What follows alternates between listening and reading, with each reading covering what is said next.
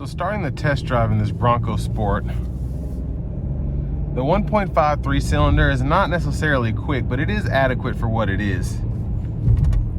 You do get a nice pull from the turbocharger, which is nice. And although it sounds weird, it feels weird, it gets the job done, definitely.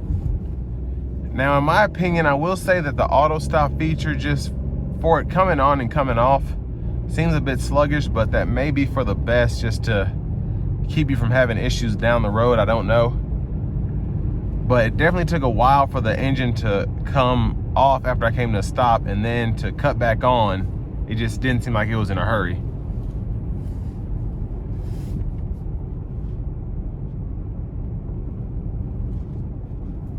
But overall, it's a fun little SUV, I think. Just first impressions of it, driving around this corner here, it does seem like it could take on light off-roading if you so choose, just having that four-wheel drive system.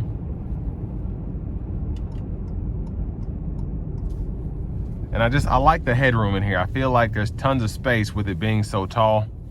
But other than that, I mean, it is a smaller SUV.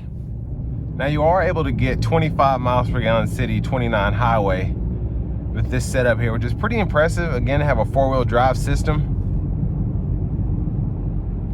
But again, I do think that if you need the power, it's there.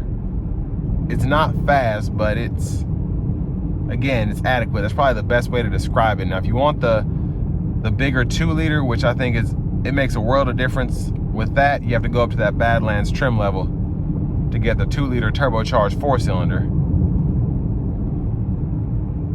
But again, this one gets the job done. Most people who get these, they're not necessarily out here trying to be the fastest thing on the road. So they should be pleased with it.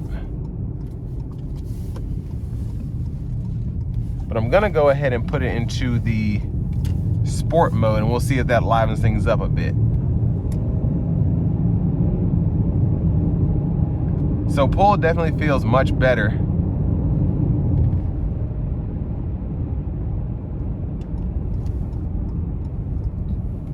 And we're gonna give it a little pull getting on the interstate here.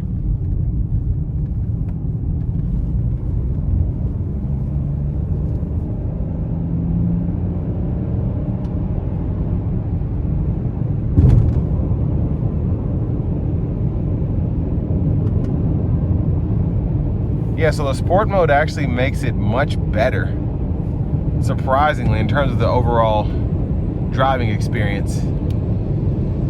Now, I have the cruise set on here, and I did forget to mention, we do have tire pressure monitors, so I have those set up here so y'all can see that.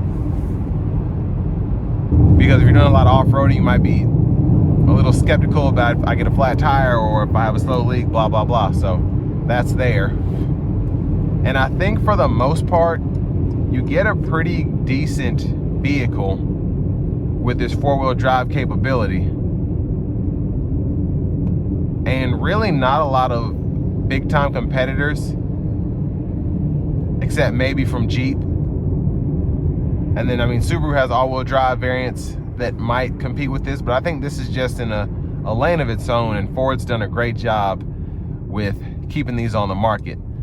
So with all that being said, this will bring me to the end of my review of this 2024 Ford Bronco Sport Heritage Edition.